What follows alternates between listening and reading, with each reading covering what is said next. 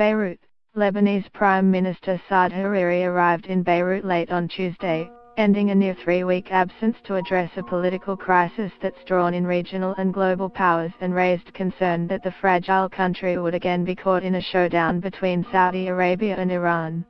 Hariri, a longtime ally of Saudi Arabia, left Lebanon on November 3 and announced his shock resignation from the Saudi capital the next day, accusing Iran and the Hezbollah militant group backed by Tehran of destabilizing his country. Coinciding with the arrest of senior royals and businessmen in Saudi Arabia, the resignation raised questions about whether the 47-year-old had been coerced into quitting. Saudi officials denied the accusations.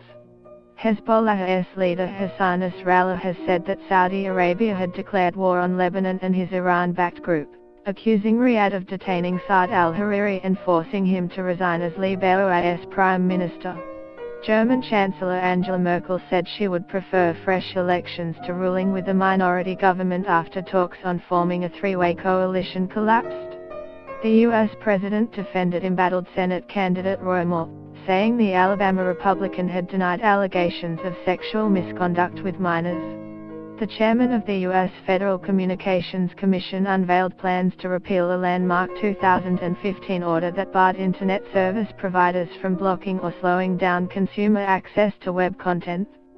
Bala's Mount Agug volcano has begun erupting less than a month after its alert status was downgraded following a decrease in seismic activity. Vision, sunrise.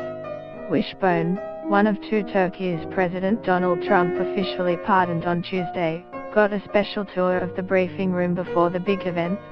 One of the most prominent American interviewers has been suspended from a number of U.S. networks after 8 women told the Washington Post he sexually harassed them. The resignation of Zimbabwe's president ends 4 decades of rule by a man who turned from independence hero to archetypal African strongman.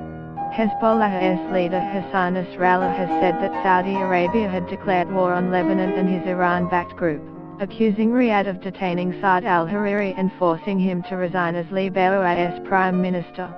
The Sunni Muslim leader, who also holds a Saudi citizenship, is now expected to say whether he'll resign officially or return to office. In a televised interview last week from his home in Riyadh, he said Hezbollah's support of Iran against Saudi Arabia was a threat to Lebanon's stability. His arrival just before midnight was reported by Al Jazeera and Hadas TV. The political crisis drew mediation efforts from France, with President Emmanuel Macron inviting Hariri for talks in Paris on Saturday. Hariri later said he would return to Lebanon in time for Wednesday's Independence Day celebrations. He also held talks with Egyptian President Abdel Fattah el-Sisi and said he'll announce his political position after his return to Beirut. Fireworks were heard in Beirut as Hariri supporters in mainly sunny areas celebrated his impending return.